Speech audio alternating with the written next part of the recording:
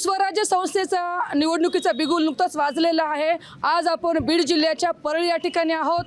या ठिकाणी राष्ट्रवादी काँग्रेस शरदचंद्र पवार गटाचे कार्यकर्ते या ठिकाणी उपस्थित आहेत। आपण त्यांच्याकडूनच त्यांच्या भावना जाणून घेणार आहोत। आज आपल्यासोबत बोलण्यासाठी प्रदेश प्रवक्ते प्रदेश सरचिटणीस राजभाऊ फड आहेत। भाऊ काय सांगताय? तर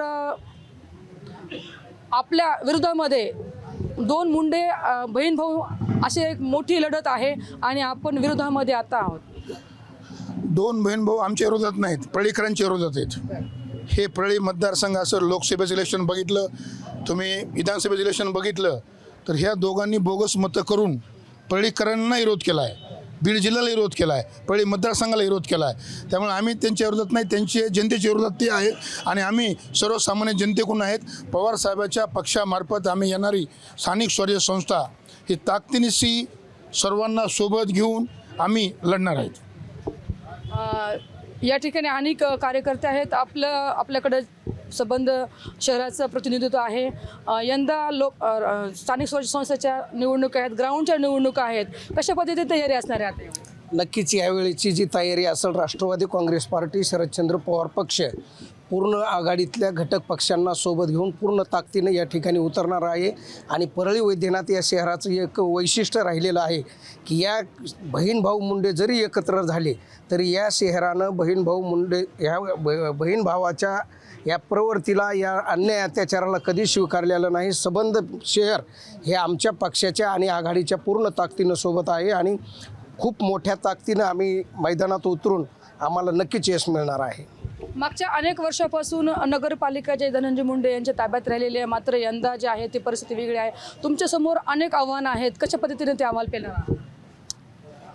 परळी नगर परिषदेच्या बाबतीत जर आपण सखोल ग्राउंड लेवलला जाऊन जर विचार केला तर मतदार हे बहीण भावाच्या विरोधात मतदार आहेत।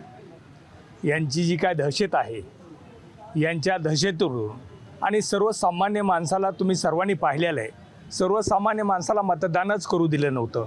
मतदान करू दिलेलं जरी नसलं तरी शहरामध्ये एवढी त्यांना विधानसभेला सुद्धा एवढी लीड घेऊ शकलेली नाहीत। ही वास्तव परिस्थिती। एक 10-11 बूथ जर परळीतले सोडले तर सर्व बूथ ताब्यात घेतले होते। विशेषतः माझ्या मुस्लिम माता भगिनी यांच्या हाताला धरून सुद्धा मतदान करून घेतलेलं आहे। ही वास्तव परिस्थिती असल्यामुळं परळीची जनता या निवडणुकीमध्ये बहीण भावाला या ठिकाणी स्वीकारणार नाही आणि शरदचंद्र पवार पक्ष आणि आघाडी हे निश्चितच परळीमध्ये विजय होईल। अनेक काही कार्यकर्ते आपण त्यांच्या प्रतिक्रिया घेणार आहोत। काय सांगताय तुम्ही? आता निवडणूक पाहायला गेले तर रंगत काही वेगळी असणार आहे, कारण की मुंडे बहीण भावाविरोधामध्ये तुमची लढाई असणार आहे आता। कारण की जरी स्थानिक स्वराज्य संस्था निवडणूक असल्या तर मात्र कार्यकर्ते आणि नेते म्हणून देखील ते त्यांच्याकडे बघितलं जातं। सर्वप्रथम शहराध्यक्ष या नात्यानं राजाभाऊ फड यांचे अभिनंदन करतो व दीपक देशमुख यांचे स्वागत करतो। आता नगरपालिकेचा कारभार यांनी जो चालवला आहे तर थोडं जे नगरसेवक आहेत त्यांनी कधी जीबी झाली का एवढं स्पष्ट करावं। त्यांचे आयुष्य म्हणजे या 10 वर्षात फक्त सह्या त्यांच्या घरी। आणि सगळ्यात आश्चर्याची गोष्ट म्हणजे आयत्या वेळेसचे विषय किती असावे याच्यावर बंधन असतं, परंतु त्यांनी आयत्या वेळेसचे विषय 100-100, 150-150 कामं करून चुकीचे कामं केलेले आहेत। तसेच जे भालचंद्र वाचनालय वैभव होतं ते काम कंप्लीट, बिलं घेतले तर अद्यापही त्याच्या खाल्ले दुकानं विकून टाकलेले आहेत, परंतु नगरपालिकेनं ताब्यात घेतलेलं नाही। त्यामुळं तिथं अवैध धंदे सुरू होतात, वाळूचा स्टॉक ठेवणं किंवा काही करणं। तसंच त्यांनी जे दरवर्षी जिल्हाधिकारी हे याचं ऑडिट करतात नगरपालिकेचं, तर आत्तापर्यंत दरवर्षीच्या अहवालाच्या ज्या चुका काढल्यात एकाचंही कंप्लेशन केलेलं नाही। तसंच त्यांनी पैसे म्हणजे गुत्तेदाराला वेगवेगळ्या काय म्हणजे फिटनेस हे जे रिपोर्ट आणायला लावतात, एकाच रिपोर्टवर सगळ्याचे कामं लावले। तर ह्या गुत्तेदाराचं रिपोर्ट त्याला ते जर पाहिलं पॉलिटेक्निक कॉलेजकडून आणत होतं, यांची म्हणजे भ्रष्टाचार करण्याची वेगळीच पद्धत होती, जी महाराष्ट्राला जर माहीत झाली तर सगळीकडे आकार उठल. आणि दुसरं, सामान्य नागरिकाला नगरपालिकेत जर गेला तर सामान्य नागरिक दिसत नाही, कारण त्याचं काम होण्याकरता एखादा पुढारी किंवा काय हे घेऊन जावं लागतं. तर अशा परिस्थितीत परळी भयमुक्त करण्याच्या दृष्टीने यांना सत्तेतून परळी नगरपालिकेच्या काढण्याची आवश्यकता आहे आणि परळीतली जनता सज्ज झालेली आहे. निश्चितच राष्ट्रवादी काँग्रेस पार्टीचा सत्ता नगर परिषदेवर येईल याबद्दल खात्री आहे. राजेभाऊ, मागच्या वेळेला आपल्याकडं विधान परिषदेची लढण्यासाठी आपले नाव होतं, चर्चेत होतं, आपण त्या गोष्टी तयारी देखील केली होती. मात्र आता स्थानिक स्वराज्य संस्थेच्या निवडणुकीच्या अनुषंगाने आपल्यावरती पक्षाने एक मोठी जिम्मेदारी दिलेली आहे, ती म्हणजे प्रदेश सरचिटणीस म्हणून. मग यावेळेस काय रणनीती असणार आहे?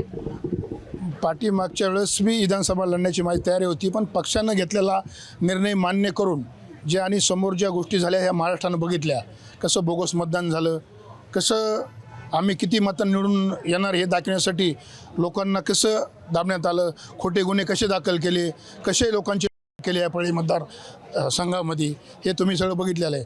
पण आत्ता माझ्यावर पक्षानं जी सरचिटणीस पदाची जिम्मेदारी दिली आहे महाराज्याची, पण मी राज्याची जरी जिम्मेदारी असली तरी माझं पूर्ण लक्ष ह्या परळी मतदारसंघावरच ठेवून नगरपालिका आणि परळी मतदारसंघातल्या ज्या बी आमच्या जागा आहेत त्या सर्वांना महाविकास आघाडींना सोबत घेऊन आम्ही लढून इथं कसा आम्हाला विजय प्राप्त करता येईल. मग दीपक नाना असतील, आमचे जिल्ह्याचे अध्यक्ष असतील, तालुक्याचे अध्यक्ष असतील, जिल्ह्याचे सरचिटणीस असतील, उत्तम दादा माने असतील, आमचे एच फड असतील, आमचे जे रोज पदाधिकारी सगळे, आमचे डाकणे असतील, असे आमचे सर्व पदाधिकारी, आता हे सर्वच आमचे शिवाजीराव असतील, आमचे सर्व पदाधिकारी शहर आणि ग्रामीण मिळून आता आम्ही सर्व मिळून शहरात काम करू. आणि शहराचे इलेक्शन झाले की शहरांचे सगळे दीपकरावचे लोक मिळून ग्रामीणमध्ये सुद्धा काम करून कसे आमचे जिल्हा परिषद सदस्य, पंचायत समिती सदस्य, नगरपालिका कशी ताब्यात येतील यासाठी आम्हाला पक्षानं काही आम्हाला सांगितलेलं आहे. जिल्ह्याचे खासदार असतील, कसे इलेक्शन लढायचे, काय लढायचे, पवारसाहेबांनी आम्हाला काही मार्गदर्शन केलेलं आहे. महबूबभाई शेख असतील, राजेशभाई टोपे असतील,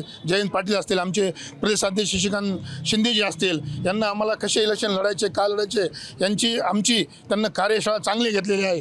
त्या पद्धतीनं आम्ही आता सर्वांना सोबत घेऊन आम्ही आता नगरपालिका आणि स्थानिक स्वराज्य संस्थेचे इलेक्शन लढणार आहेत. ज्या ज्या पद्धतीनं आपण पाहिलेलं आहे की नगरपालिका जी आहे धनंजय मुंडे ताब्यात राहिलेली आहे, यंदा ताब्यात राहील असं वाटतं का मला? गेल्या 10 वर्षाचा कारभार पाहता आणि करोडो रुपयाचा भ्रष्टाचार पाहता असं मला वाटत नाही की परळीची जनता आता त्यांना नगरपालिकेची खुर्चीवर बसविल. का तर गटार योजना असेल, पाणी योजना असेल, तीर्थिका क्षेत्र असेल, दलित वस्ती असतील, अशा कुठल्याही योजना कंप्लीट न करता फक्त हेड चेंज करून पैसे उचलण्याचं काम या स्थानिक आमदारानं आणि स्थानिक सत्ताधाऱ्यांनी केलेलं आहे. फक्त पैसे उचलायचे, एकच रोड 7 दिवस दाखवायचा, पाण्याची योजना 24/7 अशी योजना होती, पण 7 दिवसाला पण एकदा पाणी सुटत नाही. 24 तासाच्या ठिकाणी सगळ्या योजना खाल्ल्या, गटर योजना खाल्ली, कुठले फर्निचरचे कामं झाले नाहीत, वाचनालय झालं नाही, पुन्हा ते आपलं बुद्ध विहार झालं नाही, असे कुठलेही कामं झाले नाहीत. पण पैसे मात्र हजारो करोड उचलून घेतलेत. याचा हिसाब परळीची जनता त्यांना मागल आणि आमचा राष्ट्रवादी काँग्रेस पक्षाच्या ताब्यात नगरपालिका देईल. धनंजय मुंडे आणि स्थानिक जी महायुती आहे त्यांच्या ताब्यात नगरपालिका जाणार नाही, अशी तरी मला परळीकरांकडून अपेक्षा आहे.